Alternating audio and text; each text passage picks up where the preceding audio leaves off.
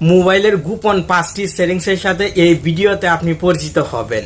যে 5টি সেটিংসের কাজ আপনি যদি জেনে রাখেন তাহলে আপনার মোবাইলটি ব্যবহার করতেও আপনার কাছে অনেক ভালো লাগবে, আর মোবাইল থেকে অনেক ভালো সুযোগ সুবিধাও কিন্তু উপভোগ করতে পারবেন।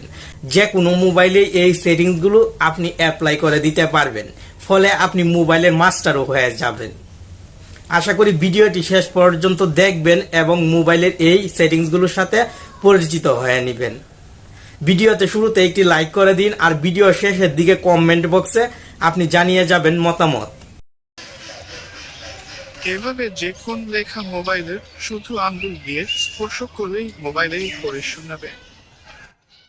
আমার মোবাইলের লেখা কিন্তু মোবাইলেই পড়ে শুনিয়েছে। এই অসাধারণ কাজটি আপনি একটি সেটিংসের মাধ্যমে আপনার মোবাইলেও অ্যাপ্লাই করতে পারবেন। প্রথমে এই জন্য মোবাইলের সেটিংসে চলে আসবেন এবং নিচের দিকে যদি চলে আসেন তাহলে এখানে পেয়ে যাবেন সিস্টেম সেটিংস। আপনি এই সিস্টেম সেটিংসে ক্লিক করবেন এবং অ্যাক্সেসিবিলিটি সেটিংসে ক্লিক করবেন। উপরের দিকে ভিশন একটি সেটিংস দেখতে পাবেন, এই ভিশন সেটিংসে ক্লিক করে সিলেক্ট টু স্পিকে ক্লিক করবেন। শর্টকাট সেটিংসটি অফ থাকবে, আপনি অন করে দিবেন। উপরের দিক থেকে এখন সেটিংসের আইকনে ক্লিক করবেন এবং টেক্সট টু স্পিচ সেটিংসে ক্লিক করবেন। ল্যাঙ্গুয়েজে বাংলা বাংলাদেশ সিলেক্ট করে দিবেন, আমি অলরেডি সিলেক্ট করে রেখেছি।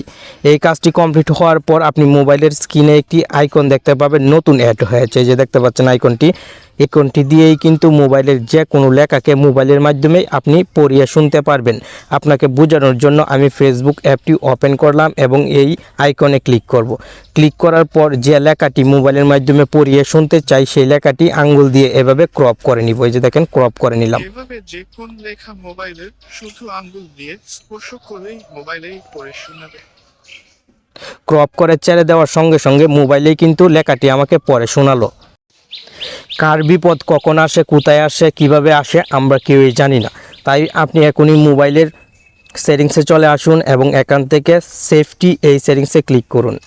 এখানে আপনি পেয়ে যাবেন এমার্জেন্সি কন্ট্রাক্টস। আপনি এই এমার্জেন্সি কন্ট্রাক্টে ক্লিক করে অ্যাডে ক্লিক করুন এবং মোবাইল থেকে এমার্জেন্সি কন্ট্রাক্ট কিছু অ্যাড করে দিন।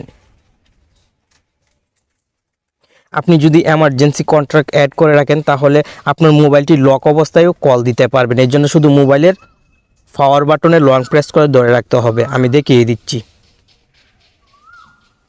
পাওয়ার বাটনের লং প্রেস করে ধরে রাখলে কিন্তু এরকম অনেকগুলো অপশন চলে আসবে। এখান থেকে এমার্জেন্সিতে ক্লিক করলে কিন্তু যে নাম্বারগুলো আপনি অ্যাড করে রাখবেন সেই নাম্বারগুলো শো হয়ে যাবে। এখান থেকে খুব দ্রুতই কিন্তু কল দেওয়া সম্ভব হবে। তাই আপনি এখনই এমার্জেন্সি কন্ট্রাক্ট আপনার মোবাইলে অ্যাড করে রাখুন। রাতে মোবাইল চার্জে লাগিয়ে ঘুমিয়ে যাওয়ার অভ্যাস যদি আপনার থাকে তাহলে এই সেটিংসটি এখনই মোবাইলের অন করে দিন। প্রথমে সেটিংসে চলে আসুন এবং নিচের দিক থেকে ব্যাটারি সেটিংসটি খুঁজে বাহির করে এই ব্যাটারি সেটিংসে ক্লিক করুন। এখানে পেয়ে যাবেন অ্যাডভান্সড সেটিংস। আপনি এই অ্যাডভান্সড সেটিংসে ক্লিক করে অপটিমাইজড নাইট চার্জিং সেটিংসটি অন করে দিন। এখন রাতে চার্জে লাগিয়ে ঘুমিয়ে গেলেও আপনার মোবাইলের ব্যাটারির আর কোনো সমস্যা হবে না। আপনি যদি ব্যাকে চলে আসেন তাহলে এখানে পেয়ে যাবেন সুপার পাওয়ার সেভিং মোড।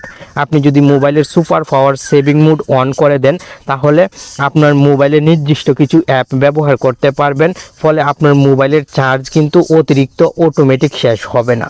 অনেকের মোবাইলের চার্জ অটোমেটিক শেষ হয়ে যায়, ফলে কোনো জায়গায় ভ্রমণে গেলে চার্জ নিয়ে সমস্যায় পড়তে হয়। এই যে দেখেন আমি সুপার পাওয়ার সেভিং মোডে চলে আসলাম, ফলে এখানে নির্দিষ্ট কিছু অ্যাপ ব্যবহার করতে পারবো, আর এখান থেকে অ্যাডে ক্লিক করে আরও কিছু অ্যাপ অ্যাড করতে পারবো। আশা করি এই সেটিংসটি আপনি প্রয়োজন হলে মোবাইলে ব্যবহার করবেন। আর এই সেটিংস থেকে এক্সিট নেওয়ার জন্য উপরের দিকে এক্সিট বাটন দেখতে পাবেন, এই বাটনে ক্লিক করবেন এবং এখান থেকে এক্সিট সুপার পাওয়ার সেভিং মোডে ক্লিক করে দিবেন। সঙ্গে সঙ্গে আপনার মোবাইলটি স্বাভাবিক অবস্থায় চলে আসবে।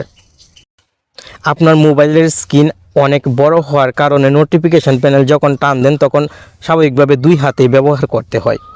আপনি যদি এই সেটিংসটি অন করে রাখেন তাহলে আপনার মোবাইলে এরকম একটি আইকন অ্যাড হবে। যখন নোটিফিকেশন প্যানেল দেখতে চাইবেন তখন শুধু আইকনটির উপর আঙ্গুল দিয়ে চাপ দিয়ে ধরে রাখবেন, সঙ্গে সঙ্গে নোটিফিকেশন প্যানেল অটোমেটিক উপর থেকে নিচ দিকে চলে আসবে। আর আমি যদি এই আইকনে দুইবার ক্লিক করি তাহলে সম্পূর্ণ ব্যাকে চলে আসতে পারি যে কোনো অ্যাপ থেকে। এই যে দেখেন, আর যদি ওয়ান ক্লিক করি তাহলে রিসেন্ট যে অ্যাপগুলো ব্যবহার করেছি সেই অ্যাপগুলো দেখতে পারি। এই সেটিংসটি আপনার মোবাইলে অ্যাপ্লাই করার জন্য প্রথমে মোবাইলের সেটিংসে চলে আসবেন এবং সিস্টেম সেটিংসে আপনাকে চলে আসতে হবে। এখান থেকে অ্যাসিস্টিভ বল এই সেটিংসে ক্লিক করবেন। সেটিংসটি অফ থাকবে, আপনি প্রথমে অন করে দিবেন। নিচের দিকে যদি লক্ষ্য করেন তাহলে tab, double tab, touch and hold 3টি সেটিংস দেখতে পাবেন। ডাবল ট্যাবে ক্লিক করবেন এবং এখান থেকে আপনি যে কোনো আরও একটি সেটিংস সিলেক্ট করে দিবেন। যেমন আমি হোম স্ক্রিন সিলেক্ট করে রেখেছি, তাই এই আইকনে ডাবল ট্যাপ করলে আমি মোবাইলের হোম স্ক্রিনে চলে আসতে পারি। টাচ অ্যান্ড হোল্ডে ক্লিক করে আপনি নোটিফিকেশান ড্রয়ার সিলেক্ট করে দিবেন, তাহলে এই আইকনে আঙ্গুল দিয়ে চাপ দিয়ে ধরে রাখলে মোবাইলের নোটিফিকেশান প্যানেল উপর থেকে নিচ দিকে চলে আসবে। এখন চলুন আজকের ভিডিওর আরও একটি গুরুত্বপূর্ণ সেটিংসের সাথে পরিচিত হয়ে নিই। এই জন্য কিন্তু আপনাকে পুনরায় এই সিস্টেম সেটিংসে চলে আসতে হবে। সিস্টেম সেটিংসে চলে আসার পর নিচের দিকে যদি চলে আসেন তাহলে এখানে আপনি পেয়ে যাবেন wake Google assistant with power button. আপনার মোবাইলের পাওয়ার বাটনে ক্লিক করে ধরে রাখলে দেখবেন গুগল অ্যাসিস্ট্যান্টের নোটিফিকেশান চলে আসে। এই যে দেখেন, আমি পাওয়ার বাটনে চাপ দিয়ে ধরে রাখলাম, এখানে গুগল অ্যাসিস্ট্যান্টের নোটিফিকেশান প্যানেল চলে আসছে।